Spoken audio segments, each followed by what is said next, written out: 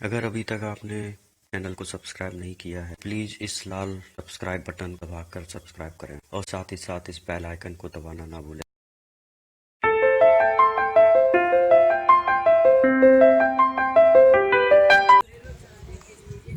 स्फटिकशिला यह मंदाकिनी नदी के तट पर स्थित है। यह एक क्रिस्टलीय चट्टान है जिस पर भगवान राम के पैरों के निशान बने हुए हैं। ऐसा माना जाता है कि भगवान राम और माँ सीता ने इस चट्टान पर विश्राम किया था।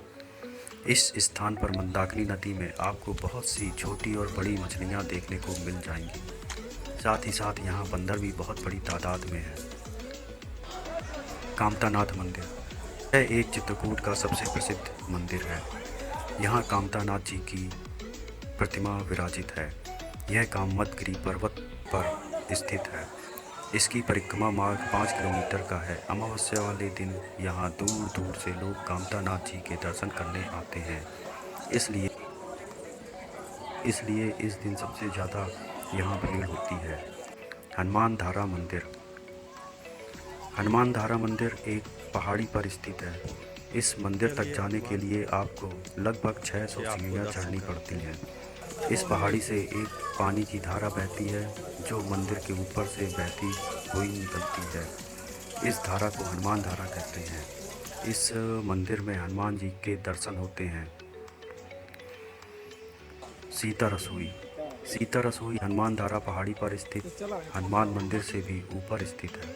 यह मानता है कि यहाँ पर माँ सीता ने भोजन पकाया था।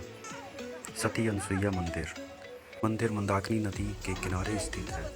यह एक प्राचीन और प्रसिद्ध मंदिर है।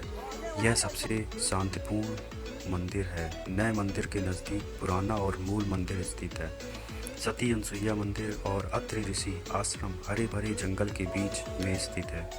यहाँ जाने के लिए आपको सुनसान जंगल के बीच से होकर जाना पड़ता है, जो शरीर में एक रोमांच पैदा कर देता है। ऐसी मानता है कि इस जगह पर माँ सीता ने भगवान राम के साथ सती अनसुईया को अपनी शादी के बारे में बताया और उन्हें दुल्हन के रूप में देखने के लिए गहने उपहार स्वरूप देकर अपनी इच्छा पूरी की। यह भी कहा जाता है कि अगर आप अपने परिचितों के लिए यहाँ से चूड़ियाँ और उपहार खरीदते हैं तो यह आपके लिए और आपके परिचितों के लिए बहुत शुभ फल देता है। रामघाट मंदाकिनी नदी पर स्थित है। नदी का एक किनारा उत्तर प्रदेश में आता है तो दूसरा किनारा मध्य प्रदेश में आता है। मंदाकिनी नदी में नाव से घूमना बहुत ही रमणीक लगता है। शाम की आरती का नज़ारा और भी अधिक सुंदर लगता है। अमावस्या वाले दिन यहाँ बहुत अधिक भीड़ होती है।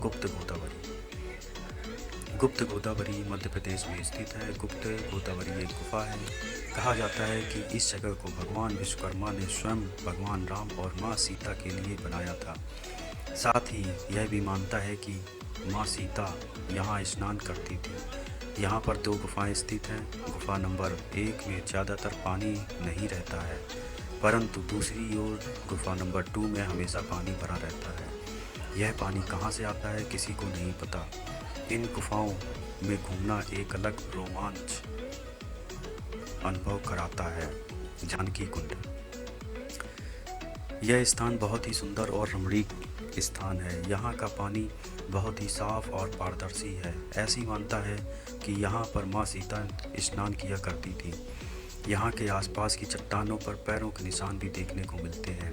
कहा जाता है कि ये पैरों के निशान माँ सीता के हैं।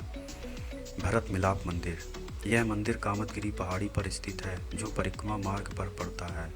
जैसा कि आपको नाम से पता चल ही गया होगा कि यहाँ पर भगवान राम और भरत का मिलाप हुआ था। कहा जाता है कि जब भगवान राम और भरत का मिलाप हुआ था तो यहाँ के पत्थर पिघल गए थे, जिस कारण भगवान राम और भरत के पैरों के निशान यहाँ